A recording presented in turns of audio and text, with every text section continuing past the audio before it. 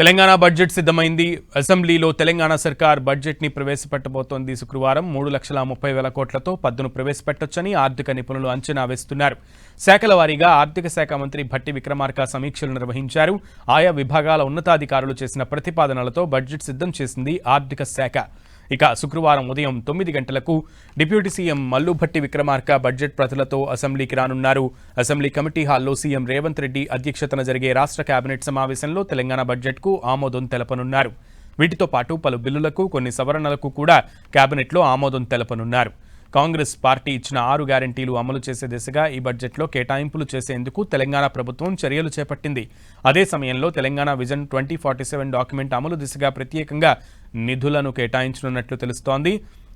2026-27 వార్షిక సంవత్సరానికి ప్రవేశపెట్టే బడ్జెట్లో ఫ్యూచర్ సిటీ, మూసీ పునరుజ్జీవ పథకానికి, నీటిపారుదలకు, విద్యా, స్కిల్స్ యూనివర్సిటీకి, యంగ్ ఇండియా రెసిడెన్షియల్ స్కూల్స్, వైద్యానికి, స్పోర్ట్స్, ఇందిరమ్మ ఇళ్లు, మహిళలకు ప్రాధాన్యత ఇచ్చే అవకాశం ఉంది. ఈసారి బడ్జెట్లో 6 కొత్త పథకాలను ప్రకటించే అవకాశం ఉందని సమాచారం. అందులో ముఖ్యంగా విద్యార్థుల కోసం యంగ్ ఇండియా కిట్స్ అనే కొత్త కార్యక్రమాన్ని తీసుకురానున్నారు.